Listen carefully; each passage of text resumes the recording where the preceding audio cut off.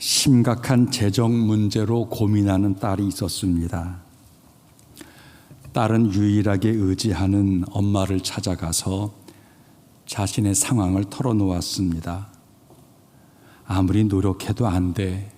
해결이 안 돼. 이제 인생을 포기하고 싶어. 딸의 안타까운 사연을 들어주던 어머니, 딸을 데리고 주방으로 갔습니다. 그리고 냄비를 3개를 가지고 와서 무엇인가를 담더니 각각 끓이기 시작했어요. 잠시 후에 물이 펄펄 끓게 되었을 적에 엄마가 딸에게 말을 합니다. 가서 냄비에 무엇이 들어있는가 보도록 해라. 딸이 들여다 봤더니 하나는 당근이, 하나는 계란이, 하나는 커피가 들어있었다 합니다. 엄마가 말을 합니다.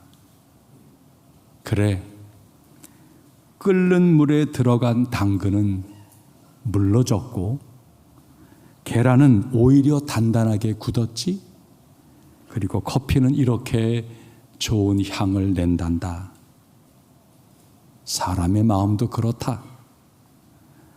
같은 고난을 당해도 어떤 사람은 당근처럼 약해지고 어떤 사람은 계란처럼 마음을 굳게 먹지.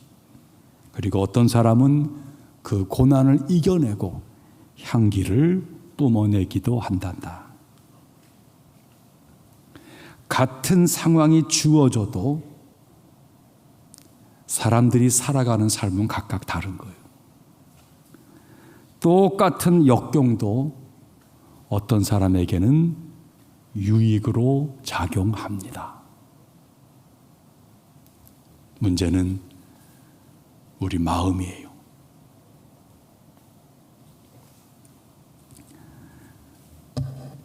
인생의 문제는 결국 결핍의 문제입니다. 흔히 하는 말이죠. 아이고, 내가 충분히 준비했다고 생각을 했는데 턱없이 부족했네. 나름대로 준비한 거예요. 조만간 월드컵이 열리겠죠? 국가대표 선수들이 자주 모이고 훈련을 더 세게 하고 준비 잘 해야 할 터인데 세계 최고의 강호들과 겨루는 거 아니겠어요? 종종 하는 말이죠. 우리가 좀 준비가 덜 됐다. 겨루고 보니까 깨달아졌다는 것이죠. 인생이 그렇습니다. 시험 준비한 거예요.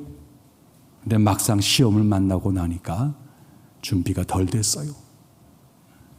운동 준비, 노후 준비, 건강 준비, 나름대로 준비했다라고 생각을 했는데 막상 문제에 부딪히고 나니까 부족했다 깨닫는 것이죠.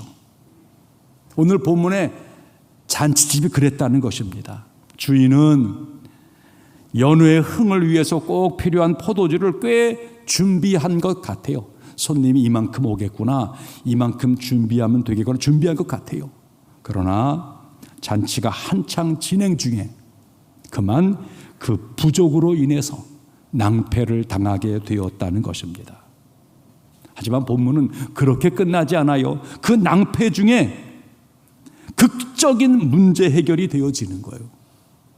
부족했던 포도주를 이전보다 더 품질 좋은 곳으로 채워내었고 위기의 상황을 극적으로 모면하며 나아가 잔치에 참여한 사람들이 야, 이 집은 보통은 처음에는 좋은 포도주를 내어주었다가 취한 다음에는 나중에는 시원찮은 것을 주는데 나중에 더 좋은 포도주네. 잔치에 참여한 이웃들이 그 가정을 극찬하게 되었다는 거예요. 위기의 순간 더 큰 축제의 기쁨으로 경험하게 만든 예수님의 기적 이야기입니다. 갈릴리 가나라고 하는 작은 마을에서 벌어진 이 일 돌아보니까 오늘을 사는 우리에게도 꼭 경험하고픈 그런 기적 이야기예요. 오늘날 우리 모두는 정말 과학이 위대하다, 기술 문명이 놀랍다. 그 위대한 발전 속에서 잔치집 주인처럼 흥청거리고 살아가는 것처럼 보이는 거예요. 하지만 사람들마다 그 내면을 다 들여다보면 한결같이 문제 앞에서 큰 결핍을 고민하고 아파하고 몸부림치는 모습들이 모든 인생들이에요. 대단한 풍요를 누리고 사는 것처럼 보이지만 사실 모든 사람들은 심각한 결핍을 앓고 있어요. 젊은이들, 조금 물질을 모아서 은행에 갖고 있는 분들, 난 준비했어, 난 별 문제가 없어 항변할지 모르겠지만 사실이 아니에요. 잠깐의 여유일 뿐입니다. 얼마 지나지 않아 내 힘으로는 회복하기 어려운 삶의 문제가 모든 사람에겐 다 등장케 되어져 있어요. 고민이 생기는 거예요. 회복이 어려워지고 결국 두렵고 다급한 마음으로 뭔가를 구할 수밖에 없는 게 우리들인 거예요. 어떻게 우리 삶이 진짜 평강과 안정을 어디에서 구할 수 있을까요? 여러분, 예수 믿어야 되는 거예요. 우리에게는 예수님이 꼭 필요합니다. 사람들마다 자신의 능력의 한계 다 부딪혀요. 그 속에서 갈급한 마음이 되어 어찌할 바를 모를 적에 주님을 찾으면 주님이 찾아와 주십니다.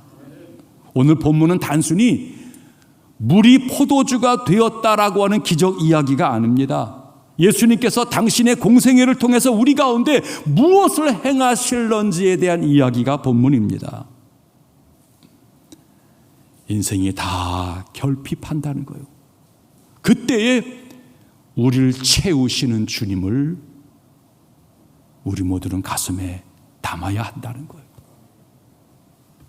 자, 어떻게 인생 문제를 이 결핍을 해결할 수 있을까요? 자, 본문 한번 3절 말씀 보시기 바랍니다. 3절 시작. 포도주가 떨어진지라 예수의 어머니가 예수에게 이르되 저들에게 포도주가 없다 하니. 잔치집의 위기, 곧 축제의 현장에서 기쁨이 벼랑간 끝나버리게 되는 난처한 상황입니다. 마리아는 아마 친척 집인 것 같아요. 그러니까 와서 주방 일도 거들고 서빙도 하면서 왔다 갔다 하는 중이겠죠. 그러다가 주방에서 수근수근 거리는 이야기를 들은 거예요. 큰일 났다, 큰일 났다. 다 떨어졌다. 어찌하나. 마리아는 예수님에게 그 사실을 고합니다. 포도주가 떨어졌대. 어떻게 하면 좋겠어? 마리아가 예수님께서 무슨 일을 하실는지는 모르는 것 같아요. 단지 예수님에게 그 안타까운 사연 이야기를 자세히 들려주는 거예요. 우리도 마찬가지예요. 주님이 우리에게 무슨 일을 일으키는지는 잘 모르겠어요. 하지만 우리의 믿음 생활은 주님을 기대하는 거예요. 고하는 거예요. 주님, 제 상황이 이렇습니다. 가감 없이 숨길 이유가 없지요. 예수님에게 제 마음이 이렇습니다. 너무 힘듭니다. 홀로 해결이 안 됩니다. 어찌해야 할 바를 모르겠습니다. 믿음 생활의 출발은 주님에게 아뢰는 거예요. 아뢰는 거. 사실 우리는 숨기며 살았어요. 꾸미며 살았어요. 그러지 않은 척하며 살아왔어요. 체면이 중요했고 자존심이 중요했고 이거 강화시키고 높이려고 애를 쓴 거예요. 우리가 그토록 물질을 모으고 건강을 갖고 우리 사회에 뭔가를 잠깐만 채우려고 했던 모든 것들은 숨기려고, 아니 강해지려고, 아니 이겨보려고. 하지만 우리의 인생 모든 것들을 이겨낼 수는 없어요. 모두에게 약함과 결핍의 시간은 반드시 찾아와요. 이럴 적에 숨기지 아니하고 속을 그대로 이야기하고 뭔가 기대할 대상이 우리 가운데 있다는 거예요. 그분이 우리에게 무엇을 일으키실는지는 모르겠어요. 그러나 예수님은 우리의 기대와 소망이 되십니다. 우리 그거를 구하는 거예요. 낱낱이 주 앞에 아뢰는 거예요. 4절 말씀 보시게. 4절 말씀 시작. 예수께서 이르시되 여자여 나와 무슨 상관이 있나이까? 내 때가 아직 이르지 아니하였나이다. 어머니, 그게 나하고 무슨 상관? 이 집에 포도주가 떨어진 게 나하고 무슨 상관입니까? 아직은 내가 일할 때가 아닙니다. 주님의 이 말씀은 마치 이 어려움에 조금 더 개입하고 싶지 아니하는 냉담한 태도처럼 보여집니다. 사실이 아니에요. 주님은 언제든지 적극적으로 문제에 개입하고 싶어 하십니다. 물이 포도주로 변한 이 기적은 맨 마지막에 주님의 공생애의 첫 번 기적이라고 성경은 증거합니다. 그런데 이 첫 번 기적은 주님이 의도하신 시간, 의도하신 장소에서 이루어진 것이 아니었다는 거예요. 주님 자신의 의도는 아니었지만 주님은 그 현장의 난처함을 들었어요. 어머니 얘기를 들은 거예요. 아직 당신의 때가 아니지만, 이걸 할 이유가 없지만, 그러나 축제가 난처한 상황에 빠지고 혼례의 즐거움이 중단되어질 이것을 어머니 얘기를 듣고 주님은 방치하지 아니했다는 거예요. 주님은 문제가 있는 곳에, 결핍이 있는 곳에 돕고자 하는 마음으로 찾아오십니다. 여러분, 딸의 질병으로 예수님께 찾아왔던 이방 여인, 가나안 여인 이야기가 있어요. 주님께 도움을 구했죠. 주님이 하신 말씀이었어요. 나는 이스라엘의 잃어버린 양 외에는 다른 데에 보냄을 받은 게 아니야. 나는 유대인 위에 왔다라고 얘기하는 것처럼 보여지는 거예요. 여인이 더 붙들었어요. 주님 제발 좀 도와주세요. 야, 자녀의 떡을 취해서 개들에게 던지는 것이 마땅하지 않지. 여인은 물러서지 않았어요. 주님께 맞아요. 하지만 개들도 자녀의 상에서 떨어지는 부스러기는 먹지 않습니까? 주님의 거부는 거부가 아니에요. 단지 시험코자 하는 거예요. 믿음을 보고 싶은 거예요. 마침내 여인의 간절히 붙드는 그 마음에 기꺼이 동참해서 내 믿음대로 될지어다 축복해 주었어요. 여러분, 하나님은 온 우주를 다스리시고 우리 역사를 지배하세요. 그 모든 것 속에서 하나님은 하나님의 일을 하고 계십니다. 태풍도 하나님의 일이에요. 때로는 기근도 하나님의 일이에요. 좋고 기쁜 것도 일이지만 두려움과 떨림의 사건도 일이에요. 태풍이 일어나야 돼요. 그래야 바닷물이 뒤집혀요. 그래야 저 수심 깊은 곳에 산소가 내려가요. 그래야 더 많은 생물들이 살아요. 사람들은 그 태풍이 내게 왔으니까 왜 이런 것이 필요하냐, 왜 쓸데없, 그것이 자기에게 닥친 것뿐이지 하나님은 하나님 역사를 이루어 가시는 거예요. 그런데요, 하나님은 당신의 역사를 이루어 가시면서 또 한 가지, 성도가 눈물을 흘리고 있는 그 시간과 그 장소에 개입하기를 원하고 계신 거예요. 하나님은 자연을 다스리시고 온 우주 만물을 이끌어 가시지만 우리의 간절한 바람은 그 하나님께서 우리의 삶에도 개입하기를 원하는 거예요. 찾으면 찾아요. 두드리면 열리는 거예요. 이번 수해 속에 우리는 분명히 왜 하필이면 포항입니까? 왜 하필이면 오천입니까? 우리는 할 말이 많아요. 그러나 그 일은 벌어졌어요.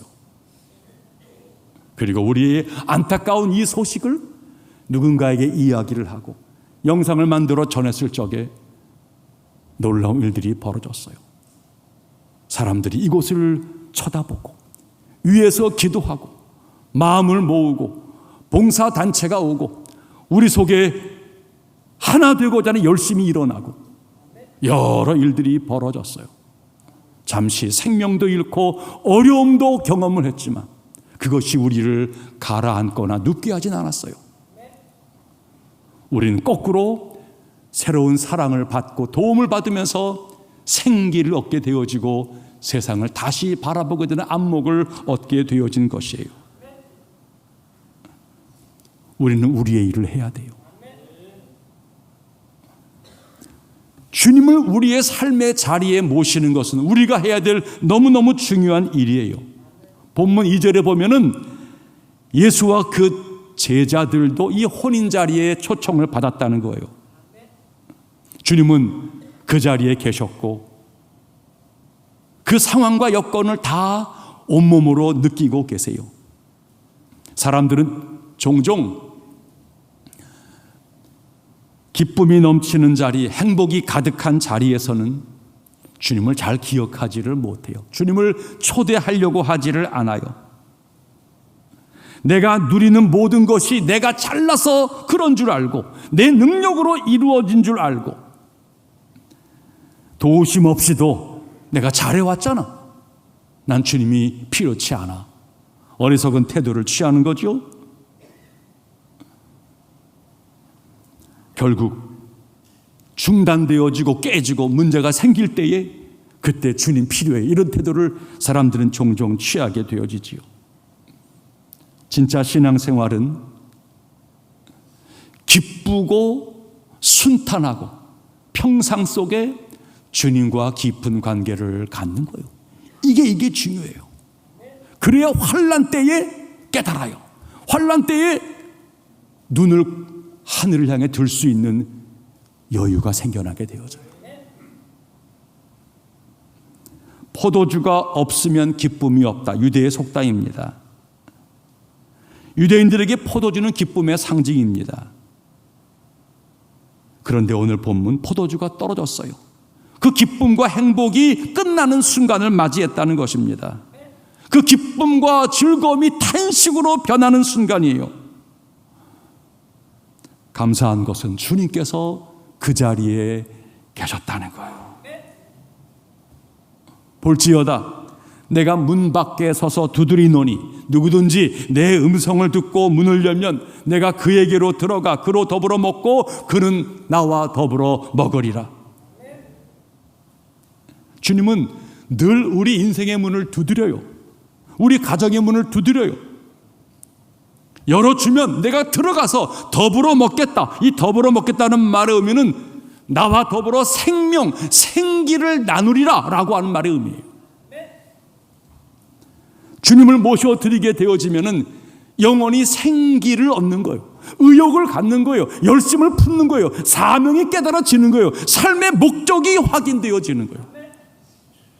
영접해서 주님과 교제하는 속에서 길이 보이는 거예요. 내 할 역할이 깨달아지는 거예요.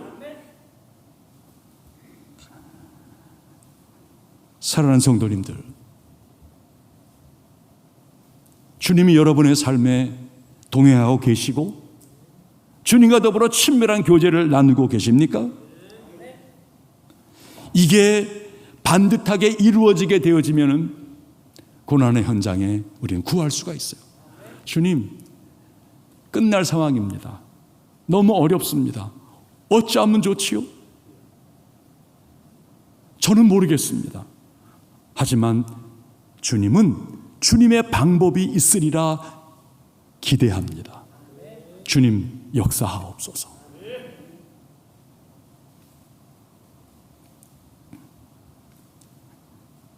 주님께서 동행하시면 삶에는 생기가 있어요. 에너지가 있어요. 문제는 찾아오고 결핍이 있다 할지라도 거기서는 뭔가 꿈틀꿈틀거리는 갈망이 일어나게 되어집니다. 환난은 왔지만 너무너무 힘들다, 참 어렵다. 그런데 이상해요. 견딜만 하다. 그래, 다 잃은 것은 아니네.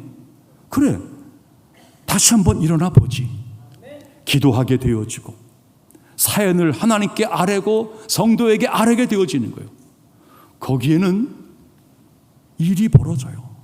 마음이 모아지고 손길이 모아지고 하나님의 뜻이 나타나고 어떤 일이 벌어지게 되어지는 거예요. 주님이 계시고 생기가 있으면 삶은 새로운 지평을 열게 되어져요. 비 온 뒤에 땅이 굳어지는 것처럼 환난은 왔지만 그 환난이 우리에게 새로운 것으로 작동케 되어진다는 거예요. 이게 성도의 삶이에요. 진짜 우리가 해야 될 일 한 가지가 있어요. 여러분, 7절과 8절 7절과 8절 시작. 예수께서 그들에게 이르시되 항아리에 물을 채우라 하신즉 아기까지 채우니 이제는 아멘. 지금 예수님께서 그들에게, 누구예요? 하인들에게 지시했다는 거예요. 뒤로 물러서 있고 개입하지 않을 것처럼 보였던 예수님께서 개입하셨어요. 그리고 하인들에게 여기 항아리 있지? 이 항아리에 아구까지 물을 가득 채워. 그런 뒤에 그 물을 떠서 연회장에 갖다 줘라고 말을 한 거예요. 여러분, 너무나 당혹스러운 거 아닙니까? 놀랍게도 이 하인들이 예수님 말씀대로 따랐다는 거예요. 5절 말씀 시작. 그의 어머니가 하인들에게 이르되 너희에게 무슨 말씀을 하시든지 그대로 하라 하니라. 이미 예수를 알고 있는, 이미 예수를 경험한 믿음의 선배 어머니께서 하인들에게 당부했어요. 아들은 분명히 나하고 무슨 상관이에요? 내 때가 아니라고 말했지만 어머니는 알았어요. 개입할 거다. 무슨 일인가 할 것이다. 그리고 하인들에게 미리 당부한 거예요. 무슨 말을 하든지 그대로 따라라. 그대로 따라라. 믿음의 선배, 우리보다 더 주님을 더 잘 알고 있는 그분이 말씀한 거예요. 경험했기 때문에, 알고 있기 때문에 예수님이 무슨 일을 일으키시는지는 모르겠지만 뭔가 할 거야. 그분의 말씀에 그대로 따라. 순종이 기적을 낳습니다. 주님은 주님의 일을 하시는데 우리가 해야 될 가장 중요한 일은 그분의 말씀 앞에 순종하는 것입니다. 항아리에다가 아기까지 물을 채우라? 그리고 그 물을 떠다 주라? 이게 지금 무슨 행동이에요? 자칫하면은 망신당할 수 있고 오해받을 수 있는 상황이에요. 그러나 말씀대로 따랐어요. 하인들의 순종이 드러나지 않았지만 밑바닥에 귀한 역할을 이루게 되었다는 거예요. 논리적으로 이해가 되지 않는 말씀이지만 그 물을 연회장과 손님들에 가져가면은 큰 봉변을 당할 상황이기도 하지만 저들은 말씀에 순종했습니다. 순종하니까 손발을 씻는 데 사용되어지는 물이에요. 하지만 그 물이 최상급의 포도주로 변했다는 거예요. 하인이라고 하는 보잘것없는 그들이 순종을 통해서 위대한 주님의 일을 첫 번째 경험하는 자리에 앉게 되었다는 거예요. 순종하게 되어지면은 창조주 하나님을 알게 되어져요. 순종하게 되어지면은 구원의 놀라움을 깨닫게 되어져요. 순종하게 해서는 내가 미처 알지 못했던 새로운 일들이 펼쳐지게 되어져 있어요. 만에 하나 우리가 말씀에 순종하지 않게 되면은 우리는 우리 자신들에게 순종케 되어지는 거예요. 내 경험, 내 생각, 내 자아가 주인이 되어지는 거죠. 그는 두려워 떨고 있고 그는 잘못 판단하고 그릇된 결정을 내릴 그 자아예요. 그런데 우리가 말씀에 순종하지 않으면 그 어두움에 우리 자아에게 모든 권한을 뺏기게 되어진다는 거예요. 정말 하나님을 믿는 자라면 하나님의 권위를 존중해 드려야 합니다. 말씀을 믿는다면 말씀하시는 예수님의 그 인격과 권위를 존중해 드리는 것입니다. 이거 성경 말씀이야. 이거 하나님이 하신 거야. 주님께 내게 명하신 거야. 여기를 이 말씀을 고백하고 이것을 순종하려고 하는 우리의 결단, 우리 신앙생활이에요. 더더군다나 어머니, 믿음의 선배가 보증하고 있잖아. 해보라고. 분명히 뭔가 일어날 거라고. 우리들의 인생에는 반드시 결핍의 시간이 있습니다. 최근에 결혼 예배 교육을 몇 가정을 하고 또 결혼 주례를 하고 신부들, 신랑들 자신감을 보는 거예요. 사랑하고 있어요. 한번 잘 해보자. 뭔가 의욕이 있어요. 서로에 대한 신뢰, 약속을 지킬 자신감, 준비된 미래, 양가의 돌봄, 이런 것들이 뭔가 그들에게 자신감이 지금 쌓여져 있어요. 하지만 저는 분명히 압니다.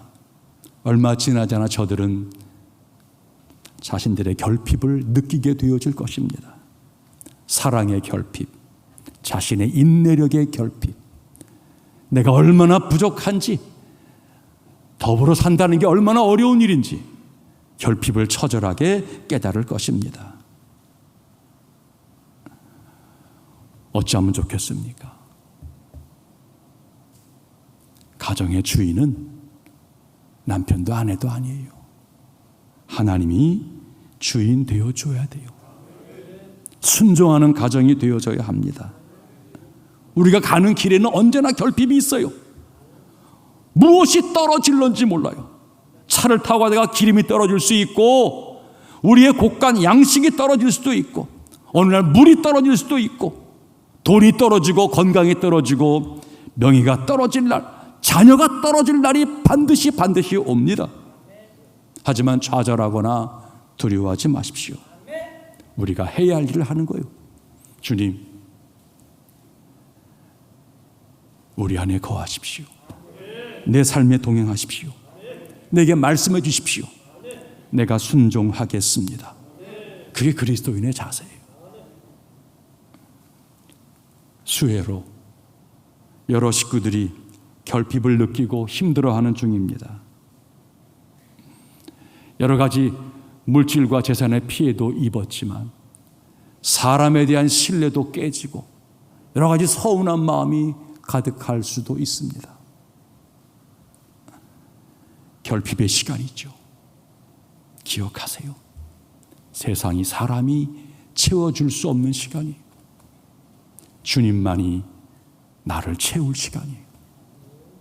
주님을 신뢰하고 기대하면 주님은 주님의 방법을 우리 가운데 보이십니다.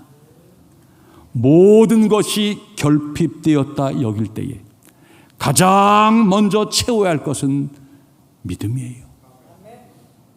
믿음이 채워져야 돼요. 끝까지 주님을 신뢰하는 것이에요. 주님을 신뢰하는 곳에는 주님이 역사하세요. 자, 우리의 삶과 이웃의, 재난을 당한 이웃의 삶을 곰곰이 둘러보면서 주님이 채워주기를 바라고, 채우시는 주님께서 우리를 쓰시는 것을 믿음 가운데서 결단하고 감당케 되어지기를 바랍니다. 거기에는요, 한 알의 씨앗이 여러 생명을, 많은 것을 부풀리게 하는 하나님의 일이 벌어집니다. 그 경험이 온 성도들, 이 5천의 경험이 되어지기를 축복합니다.